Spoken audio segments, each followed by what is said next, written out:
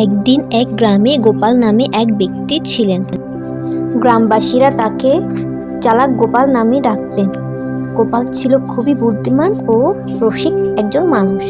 ওই রাজ্যের রাজা শুনলেন গোপাল নাকি খুবই চালাক একজন মানুষ। রাজা ভাবলেন, দেখা যাক গোপালের বুদ্ধি কতদূর। তিনি গোপালকে রাজপ্রাসাদে ডেকে পাঠালেন। গোপাল মহারাজের ডাক শুনে রাজপ্রাসাদে গিয়েছিল। প্রণাম মহারাজ।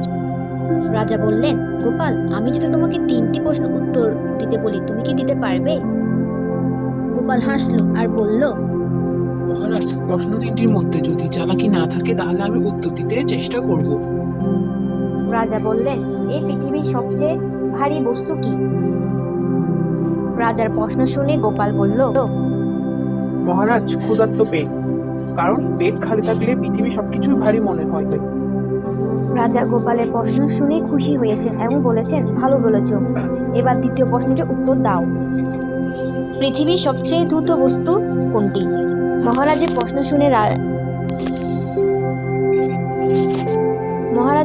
শুনে গোপাল হাসলো এবং বলল, মহারাজ, মানুষের চিন্তা। চোখের পলকেই পৃথিবী এই প্রান্ত থেকে অন্য প্রান্তে খুবই দ্রুত চলে যায়। গোপালের উত্তর শুনে রাজা খুশি হলেন এবং বললেন, শেষ প্রশ্নটির উত্তর দাও। পৃথিবীর সবচেয়ে সুন্দর জিনিস কি? গোপাল বলল, মহারাজ, মানুষের মন সুন্দর তো পৃথিবী সবকিছুই সুন্দর করে তোলে। গোপালের উত্তর শুনে রাজা খুবই খুশি হলেন এবং তাকে 100 স্বর্ণমুদ্রা উপহার দিলেন। সেই দিনের পর থেকে গোপালের বুদ্ধির জন্য গোপালকে সবাই সম্মান ও ভালোবাসতে রাখত।